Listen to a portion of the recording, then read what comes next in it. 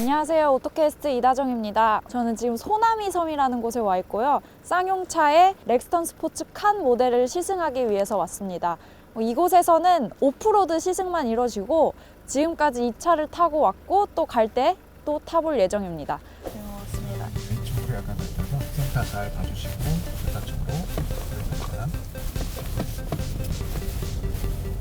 브레이크 절대 밟지 마세요. 네. 브레이크 떼시고 아무것도 밟지 마시고 놓으세요. 아무것도 밟지 마세요. 밟지 마세요. 믿고. 속도는 지금 4km 나오고 있습니다. 3km, 4km. 어쨌든 그 경사로 저속 주행 장치에 대한 부분들은 여러모로 뭐 눈길이라든가 또는 내리막에 대해서는 기본적으로 사용하면 상당히 좀 유용하죠.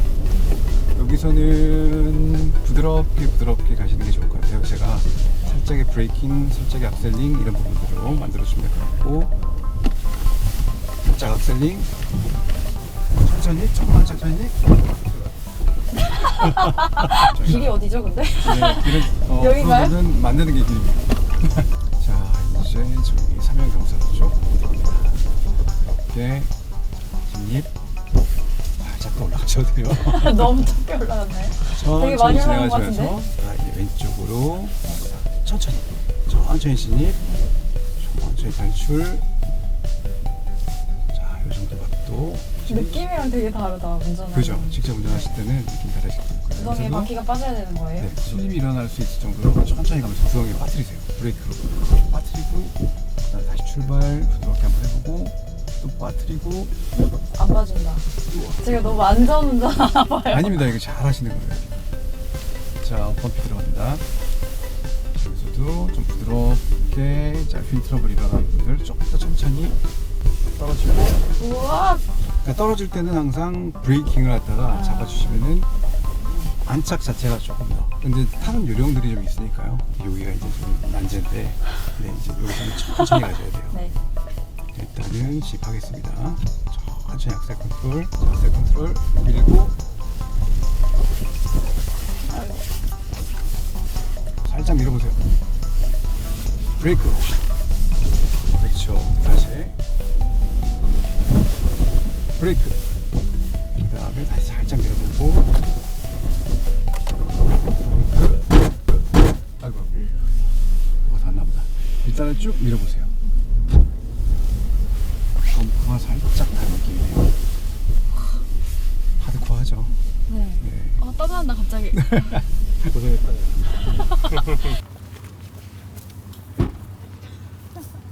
제가 지나가서 그런가 봐요.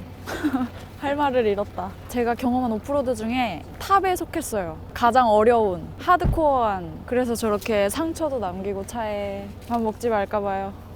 밥값을 못했어.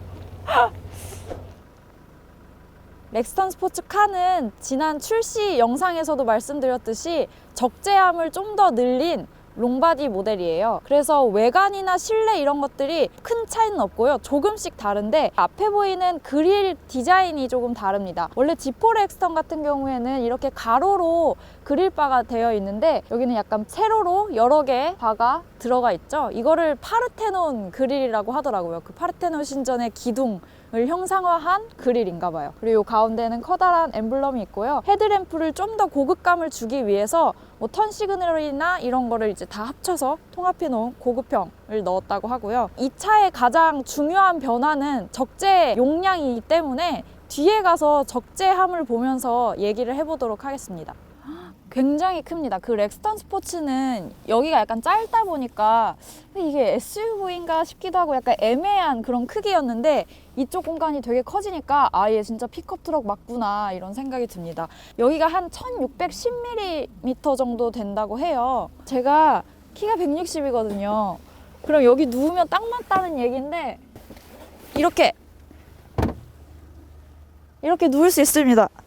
제가 누울 정도의 길이가 돼요. 쌍용차에서도 광고에서 여자분이 여기서 이제 캠핑을 즐기고 여기에 온갖 짐을 다 싣고 딱 그런 거 하기에도 굉장히 적절한 충분한 공간입니다. 물론 이 부분도 굉장히 튼튼하게 만들어놨기 때문에 괜찮습니다. 네, 지금 옆모습을 보기 위해서 옆으로 왔는데 차체 크기가 어마어마하죠. 아마 한 5m 넘지 않을까요? 아마 우리나라 주차장에 주차하려면 애 좀 먹을 것 같아요. 사실 이 부분은 렉스턴 스포츠와 크게 다르지 않고요. 여기 뒷부분이 조금 더 늘어났습니다. 이 적재함이 늘어난 건데요. 기존 모델보다 차체 길이가 310mm 늘어났다고 하고요. 이 적재 용량은 렉스턴 스포츠가 1011L, 칸이 1262L입니다. 총 용량이. 타이어를 살펴보면요. 지금 이 모델은 5링크 서스펜션을 장착한 모델이기 때문에 20인치 타이어를 끼고 있고요. 파워리프 서스펜션을 장착한 모델에는 300kg 정도 더 실을 수 있는데요. 그 무게를 견디기 위해서 17인치만 오직 그 전용 휠만 끼울 수 있다고 합니다. 약 1.1톤 정도까지 버틸 수 있다고 합니다. 뒤에 800kg 정도 싣고 앞에 4사람 정도 타도 충분히 튼튼하게 버틸 수 있다, 이런 얘기가 되겠죠. 네, 렉스턴 스포츠 칸의 외관을 대략적으로 살펴봤고요. 이 모델을 직접 타고 돌아가면서 주행감은 어떤지, 또 진동과 소음 이런 것들은 어떤지 한번 살펴보도록 하겠습니다. 출발하겠습니다.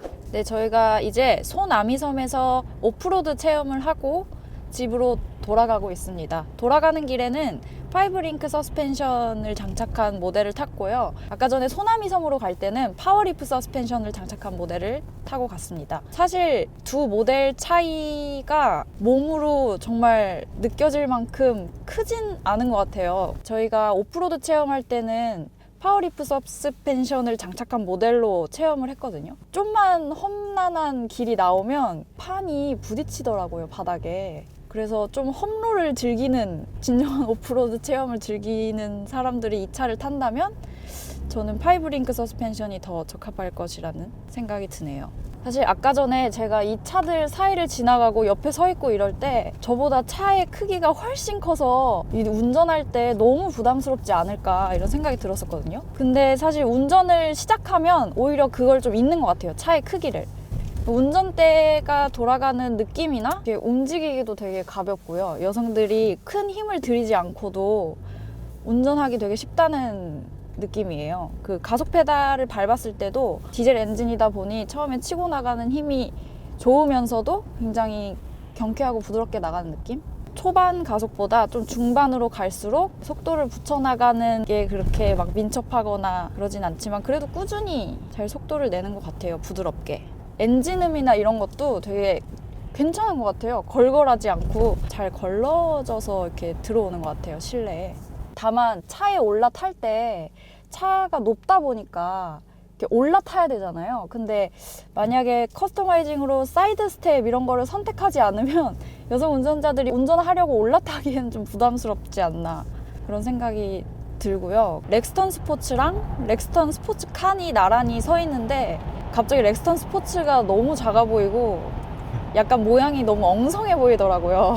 얘가 오히려 완성체 같은 느낌이 들었어요. 쌍용차에서는 픽업 트럭이란 이름 대신에 막 오픈형 SUV다 이런 이름을 붙이기도 하는데 렉스턴 스포츠 칸이 뒤에 데크가 더 길다 보니까 진짜 픽업 트럭 같은 느낌이 들더라고요. 픽업 트럭을 진짜 원하고 있던 소비자들이라면 혹할만 합니다. 가격까지. 그리고 향후에는 이 렉스턴 스포츠 칸을 기반으로 한 캠핑카까지 나온다고 하니까 기존 캠핑카를 원하던 사람들에게 굉장히 반가운 소식일 것 같아요. 캠핑카가 나오면 또 한 번 사람들의 관심을 많이 끌지 않을까 기대가 됩니다. 네, 지금까지 오토캐스트 이다정이었습니다. 아, 숨 막혀.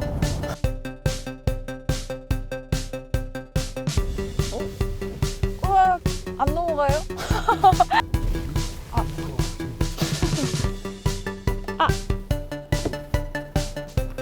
파워리프 서스펜션을 파워리프 서스펜션 왜 이렇게 안 헤어지지?